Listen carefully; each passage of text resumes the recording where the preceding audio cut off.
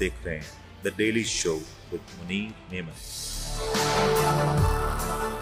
अस्सलामुअलैकुम, आप देख रहे हैं प्रोग्राम मुनीर मेमन के साथ। पाकिस्तान की मौजूदा सियासत में हर रोज एक नई खबर आती है। आज भी सुप्रीम कोर्ट के हवाले से एक बड़ी अहम समाअत हुई, लेकिन आज की समाअत के ऊपर जरा गुफ्तगू करने से पहले गुज़िश्ता हफ्ते बहुत से ऐसे इवेंट्स हुए थे जिसको आज हम जरूर डिस्कस करना चाहेंगे। गुज़िश्ता हफ्ते के जो अहम इवेंट्स है उसमें राना सनाउल्लाह साहब की रात गई एक प्रेस कॉन्फ्रेंस, उसमें जो कुछ उन्होंने कहा वो यकीन तौर पे काफी ज्यादा इंटरेस्टिंग भी रहा और एक लिहाज से एक बड़ा सवाल भी हमारे इस वक्त जो मौजूदा सियासी सेटअप इसके हवाले से। दूसरी जानिब कादर पटेल साहब जो कि पाकिस्तान पीपल्स पार्टी से ताल्लुक रखते हैं, नेशनल असेंबली के मेंबर भी हैं और सीनियर पॉलिटिशियन है, उन्होंने एक प्रेस कॉन्फ्रेंस की थी खान साहब की रिपोर्ट के हवाले से। वो प्रेस कॉन्फ्रेंस हो गई और आज उस प्रेस कॉन्फ्रेंस को यकीन तौर पे 2 से 3 दिन गुजर चुके हैं, लेकिन आज भी वो प्रेस कॉन्फ्रेंस काफी ज्यादा मौजूआत की जीनत बना हुआ है। आज भी जहां भी जाए उस प्रेस कॉन्फ्रेंस का तस्करा होता है। उस प्रेस कॉन्फ्रेंस में जिस अंदाज से वो रिपोर्ट दिखाई गई और बयान की गई वो पाकिस्तान की सियासत के मयार को और मैच्योरिटी को जाहिर करने के लिए मेरे ख्याल से काफी है। आज प्रोग्राम में इन्हीं मौजूआत के ऊपर गुफ्तगू करेंगे। हमारे साथ प्रोग्राम में शामिल है सीनियर सहाफी तजज़ियाकार जनाब जहांगीर सैयद साहब। जहांगीर साहब अस्सलाम वालेकुम। वालेकुम अस्सलाम। जहांगीर साहब, आज के हवाले से डेवलपमेंट्स तो बहुत सारी हैं, लेकिन मैं चाहूंगा जरा कादर पटेल साहब की वो जो एक प्रेस कॉन्फ्रेंस है, बड़ी इंटरेस्टिंग प्रेस कॉन्फ्रेंस है, क्योंकि उस प्रेस कॉन्फ्रेंस से पहले जो टिकर्स आए हमने देखा कि कादर पटेल खान साहब की सेहत के हवाले से अहम गुफ्तगू करेंगे और बड़ी इंटरेस्टिंग टिकर्स उस वक्त देखने में आया। फिर जो खुद उन्होंने प्रेस कॉन्फ्रेंस की और जो मेडिकल रिपोर्ट उन्होंने दी है वजीर सेहत के पोर्टफोलियो के तहत, कैसा लगा उस प्रेस कॉन्फ्रेंस को देख के? क्या नजर आया कि पाकिस्तान की सियासत किस सिमत जा रही है, पाकिस्तान की सियासत में मैच्योरिटी का लेवल क्या है? आप क्या समझें इसको देख के? देखें, अब्दुल कादर पटेल साहब को जो गाहे गाहे जो लोग सुनते हैं वो बड़ा इंजॉय करते हैं, इसलिए कि उनके दिमाग में बैक माइंड में ये है कि वो उनको बोलने की बड़ी ग्रिप है और जो है वो नए नए पहलू निकाल सकते हैं, पुरजोश अंदाज में रख सकते हैं और लोगों का बयानिया जो है वो इस्टेब्लिश कर सकते हैं और लोगों की राय इधर उधर करने की भी उनमें ताकत और सलाहियत है। और कभी कभी वो जो बातें करते हैं वो आप पीछे आप देखें, इस असेंबली में भी वो ऐसे ज़बरदस्त अदाकाराना अपनी परफॉर्मेंस देते हैं, बड़ा एंजॉय होता है। आप इसको नेगेटिव नहीं लीजिए, मज़ा आता है, गुफ्तगू करते हैं। कुछ इस दौर में जब सबके सब जहर उगल रहे हो और कोई शहद में बात कर रहा हो तो वो भले जहरी हो, वो अच्छा शहद ही काउंट होता है भाई साहब। तो ये बोलना का फन जो है वो कम होता है। अब्दुल कादर साहब की जो उन्होंने वज़ीर सेहत है ना, और सेहत के मसाइल पे वो नहीं बोलेंगे। अब आप उनके एक ये कि सेहत के मसला होता है, एक जो बयान होता है ना उसकी भी सेहत का ख्याल रखना पड़ता है कि इन्होंने किस तरह अब किया। उन्होंने कहा कि ये जो रिपोर्ट आई है उसमें लिखा है इमरान खान जो पैनल बना था उनकी सेहत के लिए और उनको क्या क्या मेडिकल प्रॉब्लम में, उनका देखें उन्होंने उसमें लिखा हुआ है कि इसकी ज़हनी हालत, मैं भी जरा वैसे ही करके दिखाऊं ना, मुझे बस का तो नहीं है मेरे, आप पहुंच नहीं पा रहे वहां तक, वो लेवल नहीं कर पा रहे। ज़हनी हालत जो है ना क्वेश्चनेबल है। अगर वो किसी डॉक्टर के या पेशेंट वो जो ना कंपाउंडर के भी पास बैठते हैं ना उसको भी बात है ये मेडिकल की जबान ही नहीं है। रूल आउट में be rule out, not ruled out. ये होता है कि इसका इम्कान ये है और इसका इम्कान ये नहीं हो सकता है, इम्कान दायर किया जाता है रिपोर्टों में। और ये जो सियासी जमात ये हटकंडे वाली जबान है कि उस पर जो क्वेश्चन मार्क लगा हुआ है, क्वेश्चनेबल है, सवाल खड़ा कर दिया है, इनकी सेहत का दिमाग खराब है, प्रूव हो गया है, सर्टिफाइड है, मेडिकली सर्टिफिकेट है। सेहत का ये हाल है तो फिर मैं इस सेहत के शोबे की क्या बात करूं? मुझे तो नहीं समझ आ रही, क्योंकि जिस अंदाज से उन्होंने जो रिपोर्ट पढ़ी है एक 70 साल शख्स की, आप चाहे खान साहब को यूथ का लीडर कह लें या वो खुद अपने आप को यूथ का लीडर कह लें या वो जो भी कह लें, लेकिन fact of the matter is कि उनकी एज 70 है और एट दिस एज आपको भी पता है कि जो इंसान के जो वाइटल्स होते हैं वो एक नॉर्मल आदमी के तौर पे बिहेव नहीं कर रहे होते जो एक यंग एक यूथ में हो रहे होते हैं। वो जो उस रिपोर्ट में नजर आया, आपने भी देखा, मैंने भी देखा और यकीन तौर पे कादर पटेल साहब ने भी देखा होगा, उन्होंने डॉक्टर से गुफ्तगू भी की होगी कि ये जो चीजें नजर आ रही हैं, जो वाइटल्स बता रहे हैं, वो सारे नॉर्मल हैं, जो इंडिकेटर्स हैं वो सारे नॉर्मल हैं, लेकिन एट द एंड एक डिस्क्रिप्शन आ जाती है, एक नोट आ जाता है डॉक्टर्स का, वो नोट बड़ा अजीब है और वो उसी नोट के ऊपर एम्फसाइज कर रहे हैं। हाउ इज इट पॉसिबल कि एक आदमी के सैंपल्स में बहुत सी चीजें मिली हुई हो, कुछ प्योर मटेरियल्स मिलते हो और वो उसकी जो बाकी बॉडी है, बाकी जो फंक्शंस हैं वो नॉर्मल रह सकें?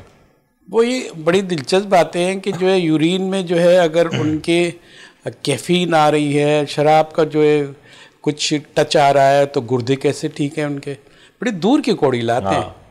नहीं मतलब वो, मैं ये तो उनको अंधा तो नहीं कहूँगा, वो तो बड़े समझदार आदमी है, वरना एक मिसरा अंधे को अंधेरे में बड़ी दूर की सूझी, समझे आप?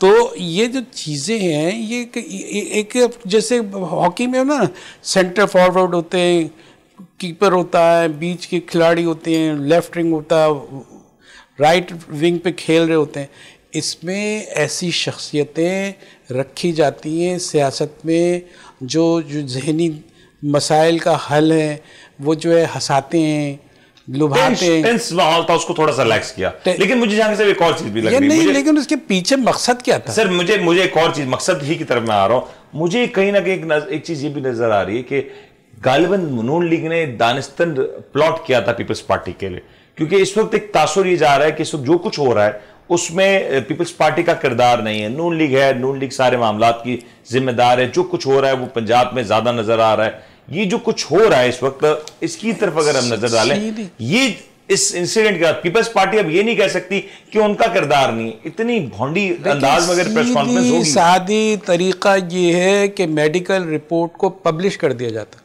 कि ये मेडिकल रिपोर्ट है, ये डॉक्टर्स का पैनल है, इनकी ये राय है, और इसमें न इस तरह का कोई मजाक होता न कोई तंज होता, हकीकत भी तोड़ मड़ोड़ के पेश नहीं की जाती। अब इसको उनको क्या हुआ, इन्होंने तो बड़ी भलाई कर दी और हंसा दिया, ये कर दिया। उसका फ़ायदा क्या है? दूसरी तरफ वाले लोग इस बात के खुश हो गए कि यार कोई अगर झूठ बोल रहा था तो कोई सलीके से बोल देता। हम उन लोगों ने तो बिल्कुल खोल दिया उनके ये तो चीज़ें ना डॉक्टर्स ने जो बोर्ड में शामिल थे उन्होंने बताया कि इस तरह की तो रिपोर्ट आती नहीं है।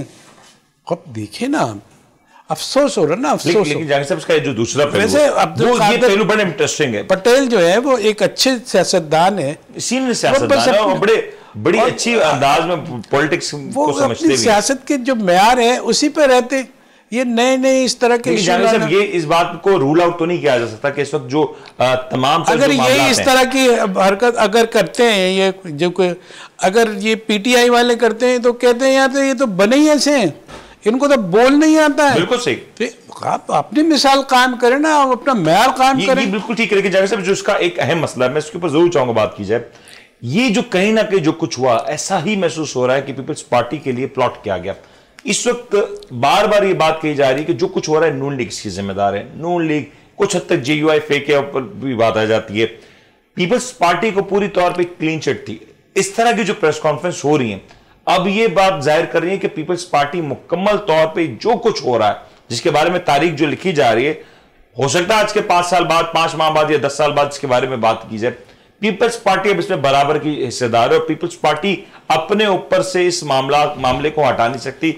इस वक्त पॉलिटिकली जो कुछ हो, वही 2 ही पार्टियां हैं जो इख्तिदार में डायरेक्टली है और जो फ्रूटफुल जो है ना बेनिफिशरीज हैं।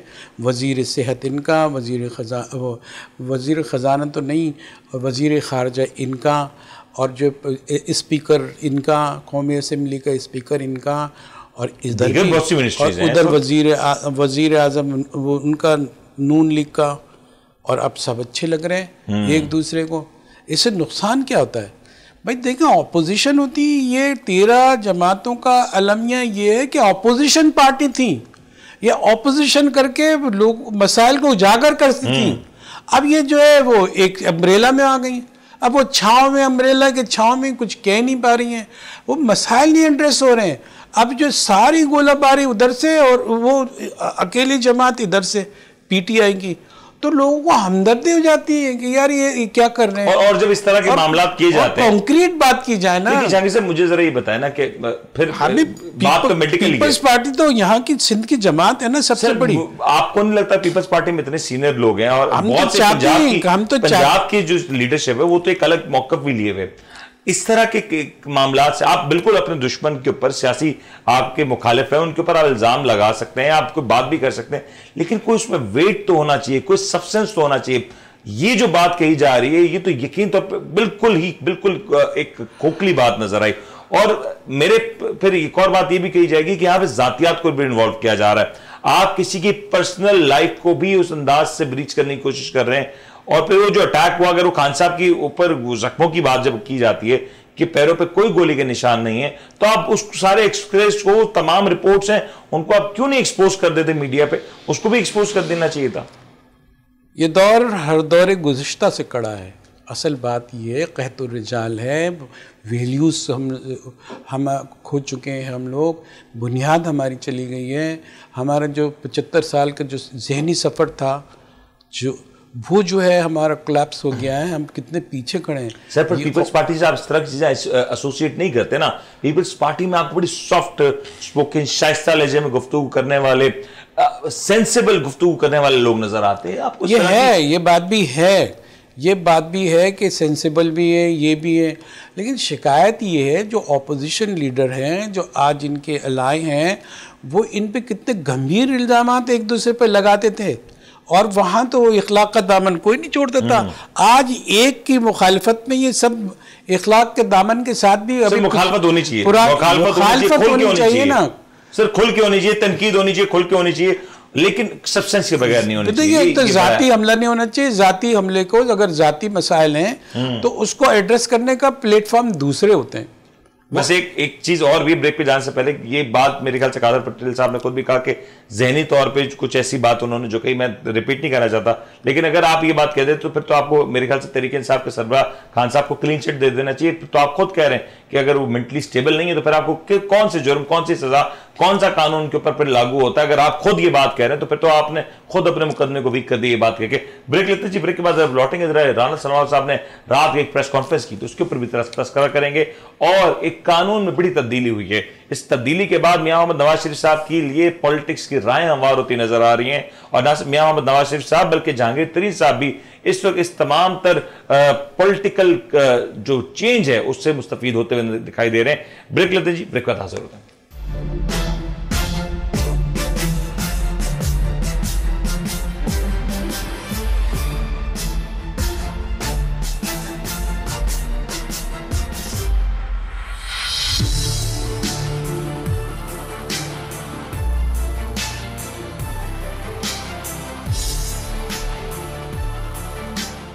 आप देख रहे हैं the daily show with Munir नेमत।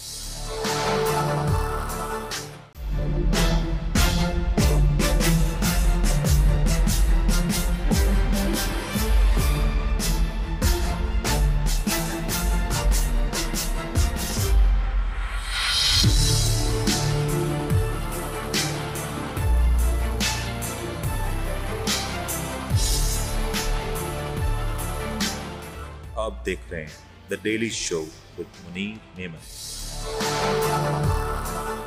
प्रोग्राम में आपको खुश आमदीद कहते थे। तस्करा हो रहा था कि एक प्रेस कॉन्फ्रेंस की गई राना सल्लल्लाहु साहब की जानिब से रात गए। ये जब प्रेस कॉन्फ्रेंस की गई तो एक ऐलान हुआ कि राना सल्लल्लाहु साहब रात को 12:10 के बाद ये प्रेस कॉन्फ्रेंस करेंगे। फिर गालिबन 12:30 बजे के आसपास राना सल्लल्लाहु साहब आए और मीडिया पे आके उन्होंने एक बड़ी इंपॉर्टेंट प्रेस कॉन्फ्रेंस की। इस प्रेस कॉन्फ्रेंस से इस बात का तो यकीन तौर पे इजहार हो जाता है कि हुकूमत के पास ऑप्शंस महदूद हैं और हुकूमत को रात के लिए भी मामलात मुश्किल होते हुए नजर आ रहे हैं कि रात कैसे कटेगी और सुबह होने से पहले कोई ऐसी सूरत हाल ना तरतीब पा जाए जो हुकूमत के लिए मुश्किल का बाइस बने। इस बात का इजहार खुद राना सल्लल्लाहु साहब ने भी किया और एक प्रोपेगेंडा के ऊपर बात की जो मुबैना तौर पर कहा जा रहा है कि ज्यादती के और इस तरह की खवातीन के हवाले से जो मामलात हैं उसके ऊपर बात की जा रही है। इस वक्त पाकिस्तान तहरीक इंसाफ का पूरा जो दारो मदार है ये कहा जा रहा है कि ह्यूमन राइट्स वायलेशन के ऊपर है और खासतौर पे जो खवातीन वर्कर्स हैं तहरीक इंसाफ की उनके साथ जो प्रिजन में जो कुछ हो रहा है नहीं हो रहा वो मुबैना तौर पे ये एक बड़ा सवाल है। अगर ये कुछ बात है और अगर इस हवाले से राना सनाउल्लाह साहब के पास कोई शवाहिद मौजूद थे तो उन्होंने इस बात का भी इजहार किया। अब सवाल ये उठाया जा रहा है कि वाकई तौर पे कोई ऐसा काम तो नहीं हो गया जिसको कवर करते हुए राना सनाउल्लाह साहब नजर आए, या फिर पेशगी इकदाम किए गए इस तरह के किसी भी सियासी एडवेंचर या मिस एडवेंचर के लिए। जहांगीर साहब, ये जो प्रेस कॉन्फ्रेंस थी राना सनाउल्लाह साहब की, is it a timely press conference? क्योंकि उजलत में तो नहीं कहा जा सकता इसको किया। रात 12:30 बजे प्रेस कॉन्फ्रेंस की, रात को इतनी देर से आपका वजीर दाखिला आके टीवी पे प्रेस कॉन्फ्रेंस कर रहा है जब आपका तकरीबन मुल्क सो चुका है, और उस वक्त इस बात की जरूरत क्यों पेश आई? पहले तो ये जरा सवाल का जवाब दे दें। देखिए, राना सनाउल्लाह साहब की जो प्रेस कॉन्फ्रेंस है, उनका कहना है कि वो जो है रिकॉर्डेड कुछ बातें हैं और कुछ लीक हुई हैं, उसके अंदर इतनी बड़ी साजिश नज़र आ रही है कि जो है वो ज़्यादती करने की कोशिश की जाएगी, कि उन्होंने पीटीआई के ख़वातीन पर जिनको अरेस्ट किया गया है। और उससे देखिए 2-3 बातें हैं। सबसे बड़ी बात ये है कि इनको खदशा है, और ये खदशे का इजहार इन्होंने पहले भी, इनको ये खदशा है कि जो सदमा, जो शॉक, जो डेंट पीटीआई को इसलिए पड़ा है कि उसने इतना बड़ा काम कर दिया कि हमारे इदारों की तनसीबात पर हमला के बराबर नहीं, और उसकी वजह से इतने मजबूर हो गए हैं कि पार्टी में जा रहे हैं। अब उसके बदले उसके इक्विवेलेंट कोई ऐसी चीज़ आ जाए जिसकी वजह से ये सारी हमदर्दियाँ वापस रिवर्सल की तरफ आए, और वो जो यहाँ आए कि यार देखो तुम तो नाजी की तरह बात कर रहे हो, हिटलर की तरह बात कर रहे हो, ये कर रहे हो, ये कर रहे हो, तुम तो ऐसे हो, और फिर जो है वो काया पलट हो जाए। इसलिए ये सर्वसामान्य अगर ऐसा है, और दूसरे दिन उनको ये भी मालूम था, ये ज़रूर उन्होंने कहा कि भाई ये ऐसा हो सकता है, तो उससे पहले उन्होंने कहा, और दूसरे दिन इमरान खान वही बात कर रहे थे जो राना सनाउल्लाह। मैं इस मौजू के ऊपर बिल्कुल आता हूं। आपने एक बात बड़ी इंटरेस्टिंग की कि तहरीक इंसाफ के लोग छोड़ते हुए नजर आ रहे हैं। तहरीक इंसाफ के लोगों की छोड़ने की वजह मान लेता हूं मैं, मुबैना तौर पे प्रेशर हो सकता है, लेकिन दूसरी जानिब तहरीक इंसाफ के सरबराह खान साहब की जानिब से भी तो कोई ऐसा इकदाम नहीं किया गया कि वो उन लोगों को वापस अपनी तरफ रागिब कर सकते। आप ये देखें कि इतने ही इस वक्त इस बार गिरफ्तारियां हुई हैं, खान साहब ना किसी के घर पे गए, ना किसी से मुलाकात की, ना ही किसी से टेलीफोनिक राब्ता किया, कोई किया तो हम तक नहीं पहुंचा। लेकिन ऐसा नहीं हो सकता था कि श्री मजारी साहब, खान साहब उनके घर से तशरीफ ले जाते, कोई इनकी जो सीनियर क़यादत है या जो कारकुनान है, खान साहब तो इस वक्त जमानत पे मौजूद हैं, खान साहब के पास तो जमानत मौजूद है, तो खान साहब जाते, उनके घरों पे जाते और उनसे मुलाकात कर लेते, उनकी तीमारदारी कर लेते, तो शायद इस तरह का रुझान ना पैदा होता। भाई देखें, ये खान साहब पे तो पुरानी बात ये है कि किसी की मैयत में नहीं जाते, किसी की तकलीफ में जो है नहीं जाते। ये भी अपनी जगह पे रिकॉर्ड पर मौजूद है कि इनके बड़े बड़े लीडर्स हैं, उनको किसी को इन्होंने इस तरह का कोई अच्छा बिहेव नहीं दिया। और दूसरी तरफ ये है कि शीरन मज़ारी से उनको अब भी हमदर्दी है, उनके बयानात आ रहे हैं, लेकिन मसला ये है सर, लेकिन वो देखिए दो चीज़ें उन्होंने स्टैंडिंग ली है इमरान खान ने। एक तो या तो उनको गिरफ्तार कर लिया जाएगा, और या जो है उनका मर्डर कर दिया जाएगा, मार दिया जाएगा उनको। ये दो बड़े सवाल आते हैं इससे, दोनों से जो है वो। सर लेकिन लीडर, सॉरी टू से जहांगीर साहब, लीडर वो तो नहीं होता कि इस बात के खौफ से कि उसको मार दिया जाएगा वो अपने लोगों से दूर हो जाए, उससे अलहदा हो जाए और उनकी तीमारदारी के लिए भी ना जाए। यहाँ तो खान साहब का एक फ्लॉ नहीं है सियासी तौर पे। ये तो हम कह चुके हैं कि ये इनका रवैया इनकी शख्सियत से है जुड़ा हुआ, और ये ऐसा करते नहीं है। और कि पुराने भी रिकॉर्ड पर जाएं तो ये कितनी ज़्यादा हमदर्दी का इजहार नहीं करते हैं, और ये इसे ड्रामा ही समझते हैं। तो वो ऐसा है। दूसरी तरफ ये है कि इमरान खान साहब, आपने कहा कि वो भाई लीडर तो डरता नहीं है, लेकिन इनके आप ये देखें कि इनके बारे में ये बात ये समझते हैं कि अगर इस तरह की बातें करने से या ये खदशात जाहिर करने से उनको एक तो हमदर्दी मिलेगी कि उनका लीडर को जो है दोबारा जेल में डाल दिया जाएगा, पकड़ लिया जाएगा, और दूसरे कि ये असैसिनेट भी हो सकते हैं। लेकिन जहांगीर साहब, अगर मैं फिर हो सकता है तहरीक इंसाफ के दोस्तों की बात बुरी लगे, लेकिन ये बात तो फैक्ट है ना कि इस वक्त खान साहब का पूरा फोकस ये है कि उन्हें या उनकी अहलिया गिरफ्तार ना कर लिया जाए। इस वक्त खुद खान साहब ये बात जो कह रहे हैं कि हजारों की तादाद में उनके कारकुन गिरफ्तार हैं, क्यों खान साहब खुद चल के किसी के घर पे नहीं जा रहे? क्यों खान साहब अपने लोग हैं जो गिरफ्तार हैं, उनके करीबी साथी, पुराना ताल्लुक है, उसी ताल्लुक के तहत चले जाए उनके घरों पे। आज भले वो पार्टी छोड़ चुके हों, लेकिन उनसे मिलने तो जाया जा सकता है, लेकिन इस वक्त तो ऐसा कोई मंजर नजर नहीं आ रहा। फिरदौस आशिक आवान आई, उन्होंने बताया कि हम पार्टी से अलग हो रहे हैं।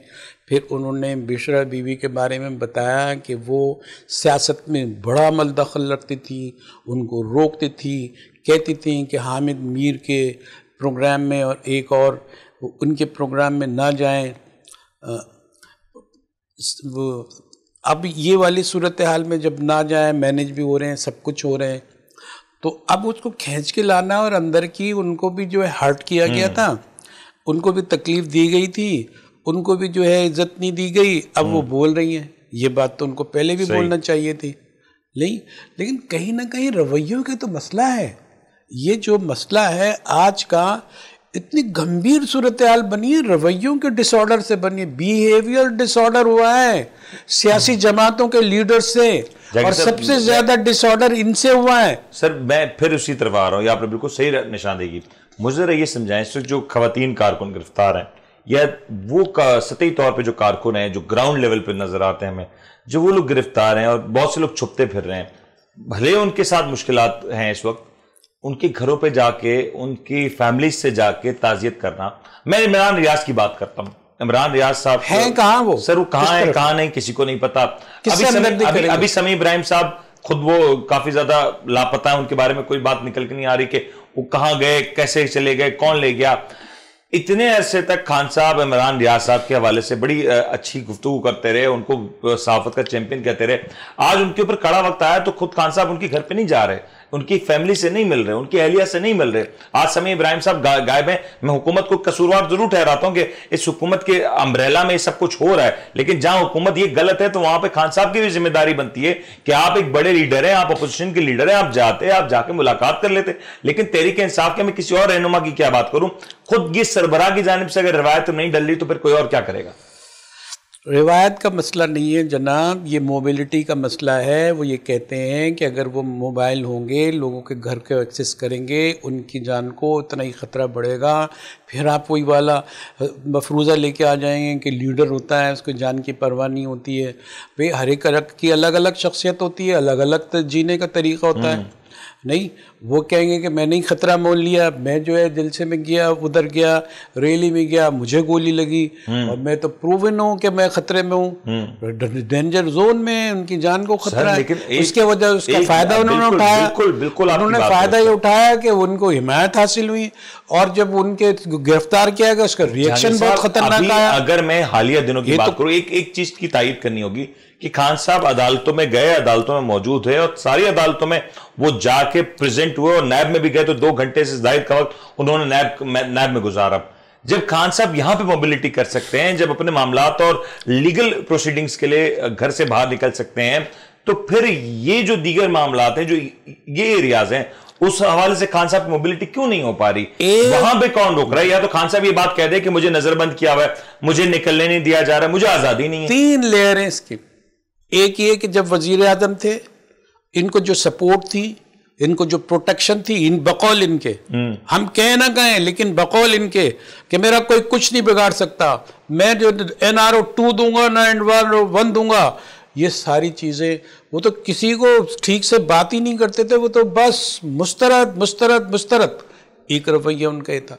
दूसरा रवैया ये आया है उनका कि अब वो ये कहते हैं कि मैं जो बात कर सकता हूँ, मैं जो मिल के बैठने के लिए तैयार हूँ, और मैं सियासी जमातों, एक कमेटी तश्कील दे दी उन्होंने, तो कमेटी भी तश्कील दे दी, लेकिन आप उनके बिटवीन द लाइंस, जो सतूर के दरमियान होता है ना, बैनु सतूर कहते हैं, उसमें कह दिया कि जो जिम्मेदार इसमें ताकत रखते हैं, ताकतवर समझे वो है, उसको मिला के उसको समेत जो है बैठा दें। इसका मतलब है एस्टेब्लिशमेंट से मुज़ाकरात करना चाहते हैं, उसके साथ जो भी आ जाए, फिर वही मसला होता है कि सर। लेकिन एक फिर जब आप लीडर हैं और आप यकीनी तौर पर, फिर हमारे यहाँ माजत है, बड़े अच्छे फैंसी वर्ड्स इस्तेमाल होते हैं ना, स्टेट्समैनशिप का वर्ड इस्तेमाल होता है। मुझे जरा ये बता दें, ये जो इतने सारे लोग हैं, मैं तहरीक इंसाफ के जो क्लेम्स आ रहे हैं, और मैं दुआ करता हूँ कि इस तरह की कोई बात ना हो। राना सलमान साहब ने जो गुफ्तगू की, मैं दुआ करता हूँ वो भी मामला ना हो कि कोई किसी भी औरत के साथ किसी भी तौर पे, किसी भी सतह पे ज्यादती नहीं हो, बल्कि औरत क्या, मर्द क्या, बच्चा क्या, बूढ़ा क्या, किसी भी तौर पे किसी के साथ ज्यादती होती है तो बिल्कुल भी ये बात इसको इंडोर्स नहीं किया जाएगा। बल्कि अगर तरीके इंसाफ की सफों से बात उठ के आ रही है तो क्या ये समझा जाए कि जो मुज़ाकरात की पेशकश की जा रही है वो तमाम तर लोग जिनके साथ ये जो कुछ ज्यादतियां हुई, जिनके साथ ये जो कुछ कैदोबंद की सोबतें काटनी पड़ी, क्या उनके हवाले से भी एक सौदा हो जाएगा और ये जो मुज़ाकराती कमेटी है ये सब भुला के सब अच्छा है का राग गाते हुए सारे मामलात को कबूल कर लेगी? अगर मुज़ाकरात एस्टैब्लिशमेंट से करने हैं और इसी तरह पे करने हैं तो क्या यही होता नजर आएगा? वही एस्टैब्लिशमेंट जो कल तक खवातीन, औरतें, बच्चे, मर्द, बूढ़े, जवान सबकी जिंदगियां खराब करती रही है बकौल आपके, क्या वही एस्टैब्लिशमेंट के साथ अब आप मिल बैठने के लिए तैयार है? अब तो आपको और नहीं बैठना चाहिए अगर आपके साथ इतना बुरा हुआ। लेकिन उनका दिमाग, उनका जो माइंडसेट है ना, माइंडसेट में इंसान जीता है। आप और हम यूं सोच रहे हैं, वो ये सोचते हैं कि पावर का सरचश्मा अवाम नहीं है, पार्लियामेंट नहीं है, पावर का सरचश्मा वहीं है, वहीं से जब तक की मदद नहीं मिलेंगे कुछ नहीं होता। अभी आप जमहूरियत की बात करते हैं, आप अपने स्टेक होल्डर्स के लिए पुकारते हैं, और जब इस तरह के आप खुला खुल ऐलानियां करेंगे तो वो दावत ने बिल्कुल सही कहा, फैसल वार्डर साहब ने, सॉरी, इसी के लिए तो उन्होंने सही कहा कि भाई ये तो चाबी जो है वो नेगोशिएशन की, मुज़ाकरात की, मुलाकात की, वो कमरे में बंद करके चाबी जो कुएं में डाल दी गई है, उसका इम्कान ही खत्म कर दिया। आप अभी तक लगे हुए हो। जावेद साहब, जो पॉइंट लेकिन ब्रेक पे जाने का कहा जा रहा है, ब्रेक के बाद जब लौटेंगे तो जरा सुप्रीम कोर्ट के हवाले से गुफ्तगू करेंगे। सुप्रीम कोर्ट में आज एक अहम समाअत हुई और अब इस समाअत को जुमेरात तक मुलतवी कर दिया गया। पंजाब के इलेक्शंस के हवाले से यकीनी तौर पे एक बड़ा सवाल मौजूद है कि पंजाब के जो इलेक्शंस ना हुए, अब क्या इसके ऊपर किसी भी तौर पर सुप्रीम कोर्ट कोई फैसला सुना सकता है और इस फैसले के नतीजे में क्या होगा? हुकूमत की कुछ टिकटें गिरती नजर आ रही है या नहीं, ये भी एक बड़ा सवाल। दूसरी जानिब एक आज कानून में तब्दीली हुई जिसको बाकायदा कानून की हैसियत दे दी गई और इस तब्दीली के बाद मियां मोहम्मद नवाज शरीफ साहब समेत दीगर बहुत से ऐसे रहनुमाई जो कि अदालती कार्रवाई के नतीजे में डिस्क्वालीफाई हुए थे, उनके पास एक और मौका है कि वो अपनी डिस्क्वालिफिकेशन को चैलेंज कर सकते हैं और एक बार फिर से अमली सियासत में वापस आ सकते हैं। ब्रेक लेते हैं जी, ब्रेक के बाद वापस आते हैं।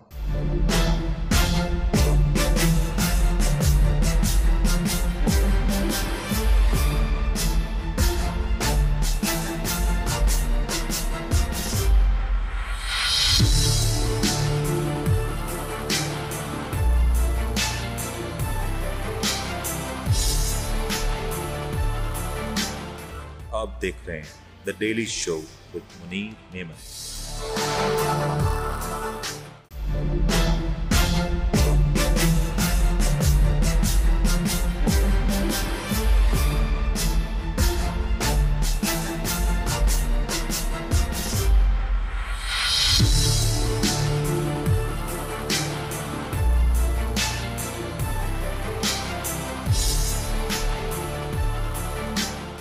आप देख रहे हैं the daily show with Munir नेमत। प्रोग्राम में आपको एक बार फिर से खुशामदीद कहते हैं। आज सुप्रीम कोर्ट में एक अहम समाअत हुई। समाअत में जो कुछ कहा गया आपको जरा उसके बारे में जरा हाल अहवाल बता दें।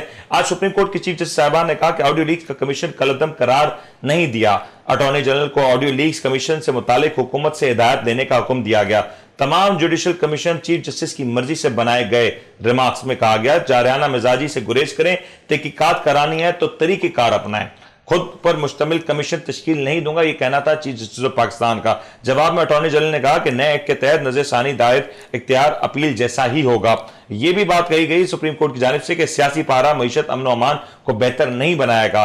नया कानून आ चुका, मुकम्मल इदराक है, बात भी समझ चुके हैं। सुप्रीम कोर्ट को रिव्यू एक्ट अब कानून बन चुका है। अटॉर्नी जनरल का इस्तिफसार। सुप्रीम कोर्ट के हवाले से जो एक एक्ट है उसके अंदर एक बड़ी तब्दीली हुई है जो मैं आपको बताता चलूं कि supreme court review of judgment and order act कानून बन गया, जिसके बाद सो मोटो केसेस में फैसलों के खिलाफ अपील दायर की जा सकेगी।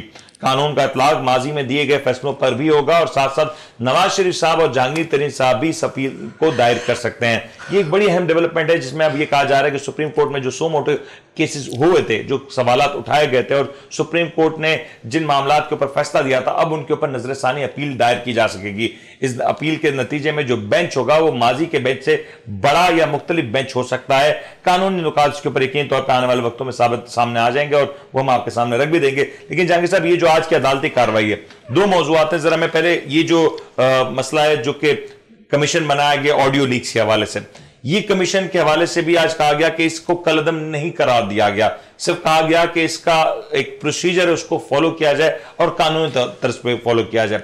क्या होता हुआ नजर आ रहा है, क्योंकि जुमेरात को पंजाब के इलेक्शंस के हवाले से भी जो समात है वो भी होनी है और उसमें इस चीज को भी इंक्लूड कर दिया गया। देखिए, जिस तरह के रिमार्क्स आते हैं कोर्ट से, तो उससे थोड़ा सा उनका माइंड जो है ना वो थोड़ा सा अंदाज़ा होता है कि किस तरफ वो सोच रहे हैं, किस तरफ रहे हैं, कौन से दलाइल को उन्होंने वेट दिया है, कौन से दलाइल को मुस्तरद करना चाहते हैं। उससे एक पिक्चर बन जाती है जो मफरूज़े पर होती है और जो उसी के ऊपर सारी डिस्कस हो रही होती है। आज जो ये ख़बर आई है एक बिल्कुल मुख्तलिफ है। जो पहले दिन की बात थी उसमें तो ये सवालात उठाए जा रहे थे कि ये आपकी इसकी इजाज़त ही नहीं ली आपने। इसमें तो चीफ जस्टिस ही फैसला करते हैं कि कौन से जजेस उसमें बैठेंगे, बेंच में बैठेंगे, ये तो चीफ जस्टिस का हक है सारी चीज़ें। अब जब आपने बता दिया कि उनका हक ही नहीं है तो उसमें तातुल तो आ गया था। और जस्टिस ईसा ने भी ये माना बात को कि ठीक है, अगर आप ये समझते हैं कि ये नहीं है तो वो उन्होंने भी कहा कि हम आगे नहीं बढ़ा रहे प्रोसीडिंग को। अब जब ऐसी सूरत हाल हुई, फिर एक अजीब सी ये जो नए रिमार्क्स आए उसके मतलब है कि सुप्रीम जुडिशल कमीशन के वो मेंबर भी हैं ना, और सुप्रीम जुडिशल काउंसिल का बुनियादी काम ये है कि किसी जज के ख़िलाफ़ कंप्लेन आए तो उसको इंटरटेन करें, उसकी हियरिंग करें और उसमें जस्टिफाई करें कि क्या गलत है और क्या सही है। ठीक है ना, उस तरफ ये था। लेकिन उसके बाद जो अब इन्होंने कहा कि नहीं, हम तो ना सोमोटो भी नहीं लेना चाहते। सोमोटो का ये है कि आप चैलेंज नहीं कर सकते। सोमोटो जब होता है, जब भी कोई सोमोटो होता है तो इसका मतलब ये होता है कि आप वो सोमोटो चूँकि सुप्रीम कोर्ट ही ने ले लिया है, चीफ जस्टिस ने ही ले लिया है, तो अब तो फैसले के तौर पर लिया ना कि ये ऐसा है, तो फिर उसके ऊपर आप चैलेंज नहीं कर सके और अदालत में नहीं जा सकते, उसमें रिव्यू नहीं ले सकते। सही। अब उन्होंने ये शिक हटा दी और उन्होंने कहा कि नहीं, हमने कलअदम नहीं किया ये ऑर्डर को, और उसकी मतलब वो कह रहे हैं कि प्रोसीजर कर लो, ये कर लो कर लो, और उन्होंने ये भी कह दिया हम सोमोटो नहीं लेंगे, ये रिवायत ख़त्म कर दिए या बहुत पीछे डाल दिए।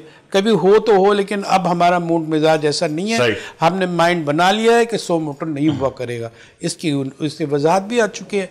अब जब ऐसी सूरत हाल हुए, अब अटॉर्नी जनरल जो कह रहे हैं ऑर्डर जो अदलिया का अभी जो नया ऑर्डर बना था उसके मुताबिक ये कि कि भाई ऑर्डर करना जिस पे अमल दरामद करके और जो ये इख्तियार ले लिया गया था। लेकिन जहांगीर साहब, सॉरी आपकी कलामी कर रहा हूँ, ये जो कुछ हो रहा है इसमें अगर इसको 3 हिस्सों में डिवाइड किया जाए, एक मैटर है जो कि ये कहा जा रहा है कि ऑडियो लीक्स के हवाले से उस पर सुप्रीम कोर्ट ने एक चीज वाज़ेह अहकामात दे दिए कि कमीशन जिस अंदाज से तरतीब पाया वो सही तरीक़ेकार को फॉलो नहीं किया गया। उन्होंने पिछली समात में भी कहा कि अगर हमसे मशवरत कर लेते तो हम बेहतर मशवरा देते और बेहतर तौर पर इसका कार्रवाई को आगे बढ़ाया जाता। तो यहां पे तो चीफ जस्टिस ने इस बात को जाहिर कर दिया कि वो किसी भी तौर पे इस इंक्वायरी के खिलाफ नहीं, बस तरीके कार को फॉलो होना चाहिए जो कि आईनी तौर में दर्ज है। एक सद मैं मुकम्मल कर लेता हूं। दूसरी जानिब आज एक और बड़ी डेवलपमेंट ये हुई है कि जो एक सुप्रीम कोर्ट के सुमोटो केसेस के हवाले से जो एक मामला था कि वो जो रिव्यू भी होता था उसी बेंच के सामने होता था, अब ये मामला भी तब्दील होता नजर आ रहा है और इसमें माजी के भी तमाम जो केसेस हैं वो भी इसमें इंक्लूड हो जाएंगे। और उसमें कुछ लोग तो कह रहे हैं कि नवाज शरीफ साहब का मामला है, जहांगीर तरीन साहब का मामला है, मैं कहता हूं उसमें और बहुत से मामलात हैं जो शायद आज आपकी मेरी नजर से नहीं गुजर रहे, लेकिन हो सकता है कि आने वाले दिनों में इन 60 दिनों के अंदर ऐसे कुछ और मामलात आए जो कि सुप्रीम कोर्ट के लिए एक बड़ा फैसला करने का बाइस बने। देखिए, सुप्रीम कोर्ट ने वाज़ेह तौर पे ये कहा है कि अब हम जो है इसको ऑडियो लीक हुई है, प्रोसीजर की गलती की है और जो है हम प्रोसीजर के तहत हुकूमत से मशवरा किया जाए और जो वो हुक्म दे, ये हिदायत दे, उसके मुताबिक दोबारा केस को समाअत के लिए रखा जाए, फिर कोर्ट फैसला कर लेगी। एक तो ये है, लेकिन दूसरी तरफ ये देखें कि हुकूमत ने क्या किया। हुकूमत ने क्या किया कि वो इख्तियारात जो अदलिया को हासिल थे, जिसको इस्तेमाल करने के बाद वो ये सारी कार्रवाई कर सकती थी उनके ख़िलाफ़, तो उन्होंने वो इसको सल्ब अगर नहीं कहे तो ये ज़रूर है कि उन्होंने महदूद किए। और उन्होंने ये कहा कि ये अगर इस तरह के केसेस होंगे तो उसमें चीफ जस्टिस नहीं बैठ सकते, क्योंकि उन पर इल्ज़ाम ये है कि उनकी सास इन्वॉल्व है और उसमें मतलब उन्होंने कह दिया कि मैं खुद को अपना बेंच में शामिल नहीं करूंगा। उन्होंने कब कहा? आज की बात है ना, ये आज की डेवलपमेंट है, उन्होंने नहीं कहा। अब मसला ये है कि दूसरा हुकूमत तो हुकूमत है ना भाई, उसका भी तो कोई काम है ना, रफूगरी का काटना छाटना। अब हुकूमत ये भी बोल सकती है कि चले आप नहीं बैठेंगे तो आपका बेंच इतना फिक्स क्यों होता है? मसला तो कोई भी पैदा कर सकते हैं ना। अब ये है कि उसको चैलेंज भी नहीं कर सकते। अब चीफ जस्टिस के बाद जो है जस्टिस ईसा का बनता है, तो जो काजी फैज़ ईसा साहब के बारे में ये है कि उन्होंने वाज़े तौर पे कहा कि जब भी सुप्रीम जुडिशल काउंसिल का मसला होता है तो उसके अंदर बनते हैं और इस तरह के पैनल बनते हैं, कमीशन बनते हैं, और कमीशन की तरीक़ा भी यही होता है। अगर ये देख उन्होंने ऐसा तासुर ऐसा मिला था जस्टिस फैज़ ईसा की बात से कि हुकूमत ये जो चीफ जस्टिस साहब ठीक नहीं कर रहे। सही, जहांगीर साहब की पॉइंट आ गया। अब जरा अगले मामले की तरफ चलते हैं क्विकली, मेरे पास आखिर 2 मिनट रह गए। मुझे बता दें जो अभी जो आज एक कानून तैयार हो चुका है जिसमें अभी ये बात वाज़ेह हो चुकी है कि माजी के जो केसेस हैं उसके ऊपर अब वापस से एक रेफरेंस एक पिटीशन दायर की जा सकेगी, रिव्यू पिटीशन। अब इसकी रोशनी में ये बात कही जाए कि लेवल प्लेइंग फील्ड जिसके बारे में काफी अरसे से तस्करा हो रहा था, मरीम नवाज साहब कह रही थी कि मियां साहब को अमली सियासत में वापस आने की इजाजत दी जाए। आपको लग रहा है कि अब ये लेवल प्लेइंग फील्ड वाला जो मामला है वो हल होने जा रहा है और ये बात अपने इख्तितामी मरहले में दाखिल हो चुकी है? क्योंकि 60 दिन का वक्त है रिव्यू का, और हमें भी इस बात का अंदाजा है कि शायद 60 दिन के इस अरसे के अंदर पहले दिन या दूसरे दिन नहीं, शायद गालिबन लेटर स्टेजेस में ये पिटीशन दायर की जाए। मुमकिना तौर पर या मुबैना तौर पर कहा जा रहा है कि मौजूदा चीफ जस्टिस की मौजूदगी में कोशिश की जाएगी कि ये पिटीशन ना इसकी सुनवाई हो, बल्कि इसके बाद आने वाले मामलात में या इसके बाद कहीं इसके ऊपर कोई बहस होती नजर आए और कोई इसके ऊपर मामला साजगार होता हुआ नजर आए। सबसे दिलचस्प बात पे तक है कि जब वो एक चीज़ असल चीज़ है ना, सारी चीज़ें होती हैं, वो उसका एक ख़ास मकसद होता है, वो बड़ा कंसील होता है, छुपा हुआ होता है, और वो आखिर में जो वही निकल के आता है जो मफाद क्या है। असल बात ये जितने भी इन्होंने मसालिहती कवानीन बनाए हैं, जिसको एक्ट का हिस्सा बनाया है, उसमें क्या था कि ये जो बहाल होना था, अब तो इसके अंदर सब कुछ है कि आप इधर नहीं कर सकते, उसको चैलेंज नहीं कर सकते, चीफ जस्टिस कोई हुक्मनामा नहीं कर सकते। तो नवाज शरीफ के लिए तो पहले से मंसूबा था कि उनके राह हमवार की जाए। काय के लिए आए थे ये लोग? मैंने कितनी जो है मरीम नवाज जो है इतनी दलाइल दे रही हैं, फिर राह हमवार करने ही तो आए थे। और जहांगीर तरीन उनको एक जो सपोर्ट मिल गई है, वो उन्हीं के लाइक माइंडेड हैं कि वो एक जो समझ लीजिए कि जो दुश्मन का दुश्मन होता है वो दोस्ती होता है ना। आज दुश्मन होता है। हाँ, जो दुश्मन का दुश्मन तो दोस्ती होता है ना। इमरान खान अगर उनके दुश्मन है तो जहांगीर तरीन इनके करीब आ गए, सही है, नवाज शरीफ साहब के करीब। अब दोनों पर पाबंदी लगी हुई है, दोनों पर पाबंदी हट जाएगी, सारे मसालियाती एक्ट तैयार हो गया है, नतीजा खेज होना है। ये तो तरतीब के एतबार से इन्होंने इसी तरह रखा, वो सामने आ रहे हैं तो ये सवाल खड़े हो रहे हैं। इसका मतलब ये है कि अब ये गेम सेटल होने जा रही है ना, अब ये इख्तितामी मरहल में जा चुका है सारा मामला। देखिए म्यूजिकल चेयर का तमाशा है ना सर, मसला ये है कि म्यूजिकल चेयर का खेल खेलता कौन है, सबसे बड़ी बात ये। अब वो आ गए, डिसलोकेट हो गए, वो आ गए, उन्होंने ये कर दिया, अब ये आ गए, इसी खेल में लगे रहेंगे। कोई तरीका भी तो होना चाहिए आगे बढ़ने का, कोई सलीका भी तो होना चाहिए। एक कल का जो जालिम है आज का मजलूम है, आज का मजलूम है कल का जालिम है। जब आप प्रोग्राम इख्तितामी मरहले में जा चुका है तो मैं कहूंगा मुबारकबाद दे देते हैं इस प्लेटफॉर्म के जरिए नून लीग के तमाम तर वोटर सपोर्टर को। इनके लिए आज एक बड़ा मुस्बत एक खुश आइंद दिन है कि मियां साहब की जो वापसी है, अमली तौर पे सियासत में वापसी है, उसके हवाले से तो राय हमवार हो जाए होती नजर आ रही है। लेकिन दुआ गो है कि मियां साहब के लिए जो इनकी सेहत के मसाइल हैं वो भी अब इस इकदाम के बाद से बेहतर होते नजर आएंगे, और मियां साहब इस सब के बाद अमली तौर पर ना सिर्फ सियासत में नजर आएंगे बल्कि पाकिस्तान में भी जल्द वो तशरीफ ले आएंगे, और डॉक्टर्स की इजाजत के साथ वो पाकिस्तान में आके अपनी सियासी सरगर्मियों को एक बार फिर से रिज्यूम कर सकेंगे। हमारा भी कोई मुबारकबाद ले भी देते सर।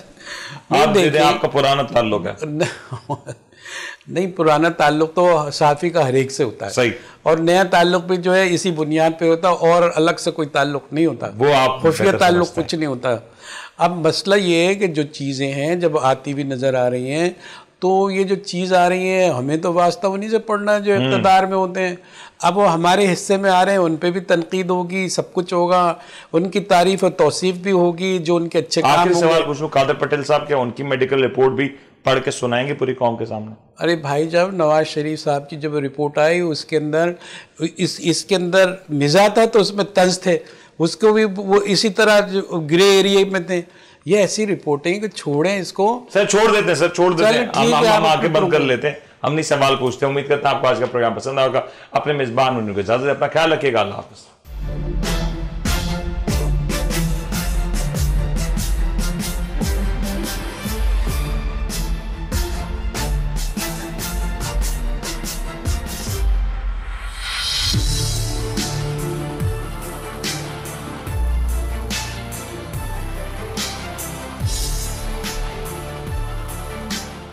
आप देख रहे हैं the daily show with Munir नेमत।